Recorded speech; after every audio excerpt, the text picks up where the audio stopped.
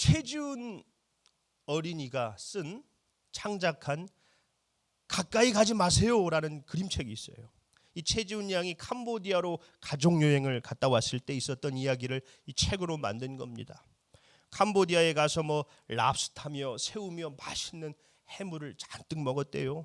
해변에서 즐거운 시간도 보내고 좋은 호텔에서 묵고 수영도 하고 너무나 좋았답니다. 이 셋째 날 버스를 타고 다음 관광지로 이동을 하는데 이 휴게소에 잠깐 정차를 한 거예요. 그때 자기 또래의 어린 아이들이 우르르 타더래요. 가이드 아저씨가 소리칩니다. 가까이 가지 마세요. 저 아이들 머리도 안 감고 이도 있고 냄새나요. 가까이 가지 마세요. 그러더래요. 나이가 11살, 12살쯤 되어 보이는 아이들이 버스에 타서 팔찌를 파는 거예요. 팔찌가 없는 애들은 김이 $1, 김비 $1, $1만 달라고 구걸을 합니다. 그 순간 최지훈 양은 많은 생각이 들었대요. 난 이곳에 와서 배불리 먹고 편하게 쉬기만 했는데, 그리고 한국에서는 엄마한테 징징거리기만 했는데, 그 아이들을 보자 자기가 너무 초라해지더래요. 가까이 가지 마세요. 그 아저씨의 말이 자꾸 귀에 아른거렸대요. 순간 가이드 아저씨가 싫어졌답니다. 그리고 자기도 싫어졌대요. 즐거웠던 여행이 슬픈 여행으로 바뀌었답니다. 최지훈 양의 일상이 깨져버린 거예요. 한국에 돌아와서 그 아이들이 머릿속에서 떠나질 않더래요. 최지훈 양이 마지막 페이지에 스스로에게 질문을 던집니다. 앞으로 이 아이들을 위해서 나는 무엇을 할 수 있을까? 이렇게 끝나요. 최지훈 양은 자기가 느낀 것을 사람들에게도 전하고 싶어서 이 책을 쓰게 되었답니다. 제가 그 책을 보는데 참 부끄러웠어요. 제가 그때 인도를 갔다 왔었거든요. 단기 선교로. 제가 본 인도의 모습은 최지훈 양이 본 캄보디아의 모습보다 어쩌면 훨씬 더 비참할 줄 몰라요. 아직도 남아있는 카스트의 잔재들, 희뿌연 매연을 마셔가면서 구걸하는 어린이들, 아기를 안고 구걸하는 엄마들, 쓰레기 마을이라고 불리는 곳에서 전염병과 질병의 위험에 노출된 아이들, 나병으로 인해서 격리된 나환자 사람들, 그들을 보면서 안타까웠죠. 불쌍했죠. 그러나 그것이 저의 일상을 무너뜨리지는 않았어요. 물론 괴롭지만 어떻게 합니까? 한국에 돌아와서 어쩔 수 없다는 이유로 외면해버리고 저의 일상을 살아갔지요. 그런데 최지훈 양은 갔다 와서 그들을 위해서 내가 뭘 할 수 있을까 고민하면서 책을 썼다는 거예요. 일상이 깨진 거예요. 그 아이들의 생각이 머리에서 가시질 않는 겁니다. 저는 하나님께서 보내신 인도, 베트남, 일본, 중국, 태국 많이도 다녔어요. 그 나라 그 영혼들을 위해서 나는 무엇을 했을까? 권정생 선생님은 이 미국이 이라크를 침공했을 당시에 그 전쟁의 모습이 TV로 방영이 됐었거든요.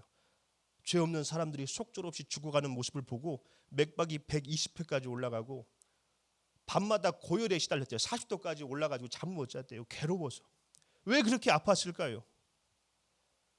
세상의 아픔에 아파하시는 그 아버지의 마음을 고스란히 느낀 거죠.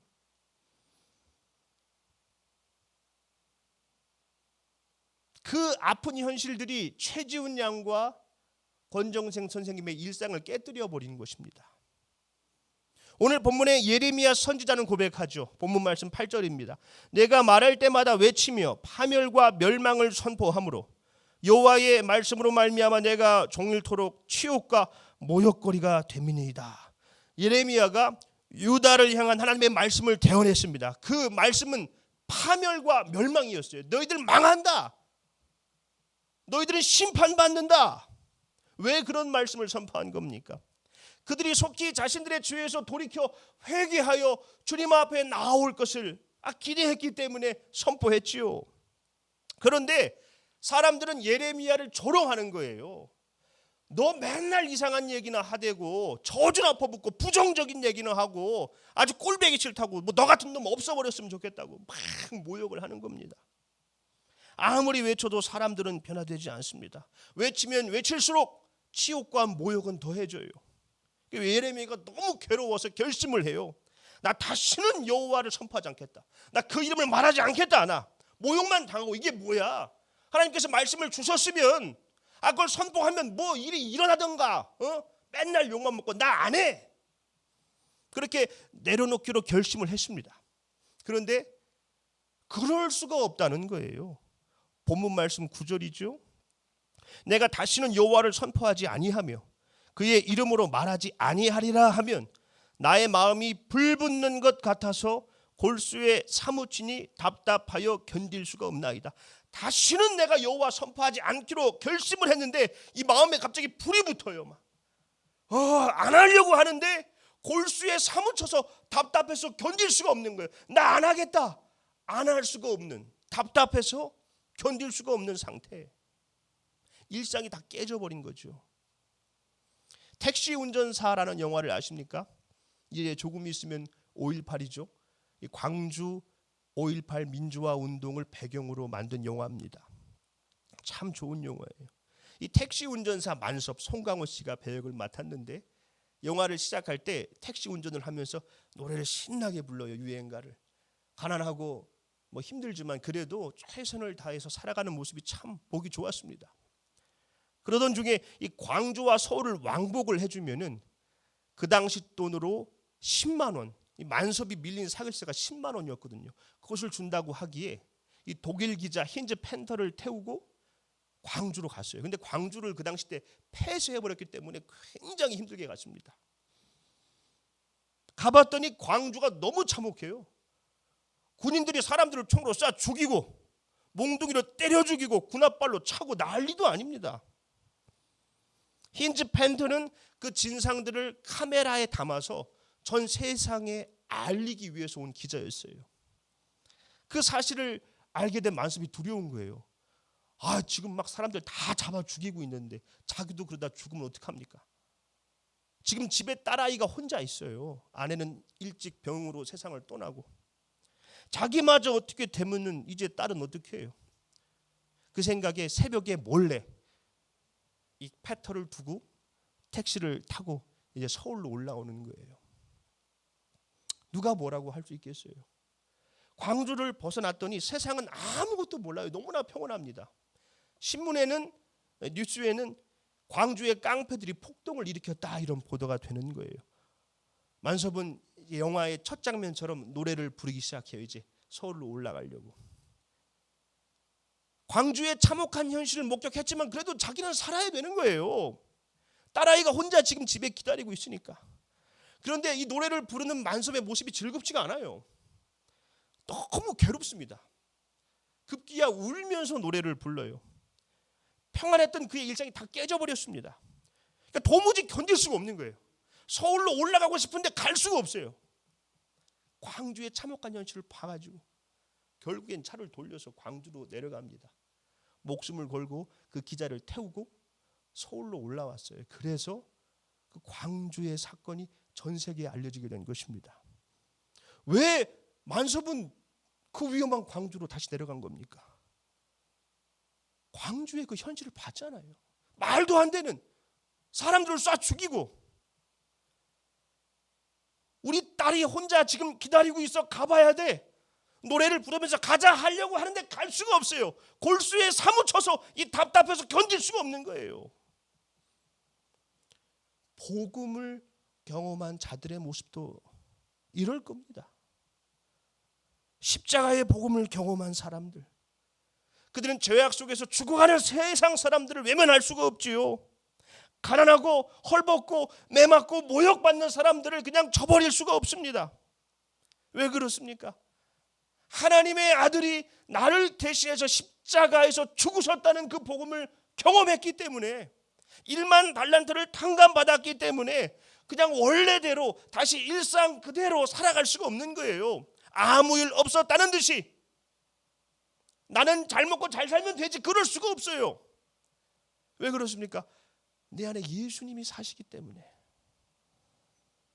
다시 9절 말씀 보겠습니다. 내가 다시는 여호와를 선포하지 아니하며 그의 이름으로 말하지 아니하리라 하면 나의 마음이 불붙는 것 같아서 골수에 사무치니 답답하여 견딜 수가 없나이다.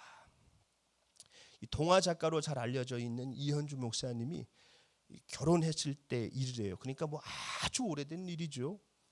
외가에서 농사지은 백미를 한가마 보내온 거예요. 저녁을 먹고 있는데 외숙모가 자전거에다 이 쌀가마, 배가 불룩한 누런 쌀가마를 보내왔어요. 야, 그것을 낑낑거리며 마루 위로 올려놓고는 너무 행복하더래요. 뭐 벼락부자가 된 기분이 들더랍니다. 그냥 온 집안이 그냥 거들먹한 분위기에 쌓여서 저녁을 먹다가 말았는데도 배가 부르더래요. 목사님이 당시 다른 건 몰라도 식생활만큼은 정부가 장려하는 대로 그대로 따랐대요. 당시에는 뭐 쌀을 아끼려고 밀가루 먹는 날들이 있었지 않습니까? 뭐 국수 먹고 빵 먹고. 사실 그 당시에 쌀밥은 뭐 할아버지 생신 때나 맛볼 수 있는 너무나 진귀한 음식이었기 때문에 구경도 못했는데 충청도 산골에서 농사지은 백미를 그냥 한가마 보내왔으니 얼마나 좋아요. 사모님에게 문단속을 확실히 하라 읽는 다음에 아침마다 문을 열고 그 쌀가마를 이렇게 봤대요. 행복하다. 그런데 갑자기 쌀밥 맛이 확 떨어져 버렸답니다. 당시 로마에서 세계 식량 문제를 위해서 각국의 대표들이 모여서 회의를 할 때였대요. 신문에 기사가 났는데 지금 이 순간에도 매초 25명이 굶어 죽고 있다. 거기에 아프리카의 뼈만 이 눈만 남은 어린아이 사진이 딱 담겨 있는 거예요. 그걸 보자마자 그냥 입맛이 딱 떨어지더래요. 식탁에 앉아서 하나님께 기도를 드리는데 이게 잘 나오지가 않더랍니다. 남들은 굶어 죽는데 난 하얀 쌀밥을 먹게 됐으니 감사합니다라고 차마 기도할 수가 없더래요. 그렇다고 뭐 굶어 죽을 수도 없고 음식을 대할 때마다 너무나 괴로운 거예요. 그래서 사모님에게 밥을 될 수 있도록 좀 적게 하고 반찬도 뭐 기름에 튀기고 볶거나 요란하게 하지 말고 좀 맛없게 해달라는 말도 안 되는 부탁을 해서 아픔을 좀 달래보려고 했답니다. 그런데 며칠 뒤에 또 난감한 일이 생겼어요. 신학교 다니는 동생이 데모 주동자로 걸려서 유치장에 들어간 겁니다. 이 동생이 유치장에 들어가고부터는 그냥 밥맛은 소태맛이고 아랫목은 가시방석이래요. 목사님은 사모님에게 도무지 견딜 수가 없어가지고 보리밥을 지어달라고 했답니다. 사모님이 돈이 없어서 보리쌀을 못 산다고 그냥 이 쌀 먹어야 된다고. 마룻방에서 내가 자야겠다. 근데 그 마루 밑에서 연탄가스가 올라온대요. 어쩔 수 없이 아랫목에서 잤어요. 목사님은 결국 쌀밥을 먹고 아랫목에서 잠을 잡니다. 그러면서 기도해요. 주여, 쌀밥을 조금도 미안해하지 않고 먹을 날이 속히 오게 되기를, 따뜻한 아랫목이 마냥 즐겁기만 한 날이 이 땅에 오게 되기를 간절히 원합니다. 평안했던 일상이 다 깨져버린 거죠. 말씀을 맺겠습니다. 윤동주 시인의 팔복이라는 시를 아세요? 슬퍼하는 자는 복이 있나니, 슬퍼하는 자는 복이 있나니, 슬퍼하는 자는 복이 있나니, 슬퍼하는 자는 복이 있나니. 좀 더 참으셔야 돼요. 슬퍼하는 자는 복이 있나니, 슬퍼하는 자는 복이 있나니, 슬퍼하는 자는 복이 있나니, 슬퍼하는 자는 복이 있나니 8번. 저들이 영원히 슬플 것이요. 이게 시예요. 예수님의 팔복을 패러디한 거죠. 마태복음 5장 4절을 보면 애통하는 자는 복이 있나니 그들이 위로를 받을 것이미요에서 애통하는 자를 이 슬퍼하는 자로 바꾼 다음에 슬퍼하는 자는 복이 있나니 팔복이니까 8번 반복하고 행을 바꿔서 저들이 영원히 슬플 것이미요. 슬픈 게 어떻게 복입니까? 영원히 슬플 것이다. 그래서 어떤 사람들은 윤동주가 암울한 시대 상황 때문에 신앙을 버린 것이다, 회의주의에 빠진 것이다 라고도 얘기합니다. 그런데 그것은 전혀 잘못된 해석이에요. 윤동주가 6개월 뒤에 쓴 시가 제가 여러 번 말씀드렸던 십자가라는 시거든요. 괴로웠던 사나이 행복한 예수 그리스도, 슬픔을 행복이라고 얘기하죠. 그로부터 11개월 뒤에 쓴 시가 그 유명한 윤동주의 서시예요. 죽는 날까지 하늘 우러러 한 점 부끄럼 없기를, 입새에 있는 바람에도 나는 괴로워했다. 별을 노래하는 마음으로 모든 죽어가는 것을 사랑해야지. 모든 죽어가는 것을 사랑한다. 죽어가는 것, 슬픈 것, 아픈 것을 사랑한다는 겁니다. 그게 복이라는 거예요. 어떻게 슬픔이 복이 될 수 있습니까? 최지훈 양이 캄보디아에 갔다 오니까 슬퍼요. 즐거웠거든요. 슬퍼졌어요. 아파요. 그들을 위해서 뭘 할 수 있을까? 괴롭습니다. 권정찬 선생님이 전쟁하는 모습을 보니까 막 심장이 터져버릴 것 같아요. 열이 40도까지 올라요. 괴로워요. 근데 어떻게 그게 복입니까? 그것이 이 세상의 슬픔에 아픔에 힘들어하시고 괴로워하시는 하나님의 마음을 고스란히 느끼게 된 것이기 때문에 그래요. 주님의 마음을 느꼈으니까 어떻게 합니까? 이제 나 원래 살고 싶은 대로 살아갈 수가 없지요. 뭐 세상이 어찌 되든 말든 뭐 나는 잘 살면 되지, 나만 잘 살자고 할 수가 없는 거예요. 주님의 마음을 품었기 때문에 나 이거 하고 싶지 않은데 안 할 수가 없게 되는 거죠. 돌보지 않고 기도하지 않고는 견딜 수 없는 그 사무치는 상태, 예수님의 마음을 품은 상태, 그래서 예수님의 제자가 되어가는 그 상태, 그래서 애통한 것이 복이라는 거죠. 우리가 예수님의 마음을 느끼며 살아갈 때 우리에게 참된 위로가 임하게 되는 것입니다. 우리 행복한 교회가 그 주님의 아픔을, 그 주님의 눈물이 고인 곳에 우리들의 눈물이 고이며 예수님의 마음으로 세상을 돌보고 치료하고 기도할 수 있는 그런 교회가 되기를 예수님의 이름으로 축원합니다.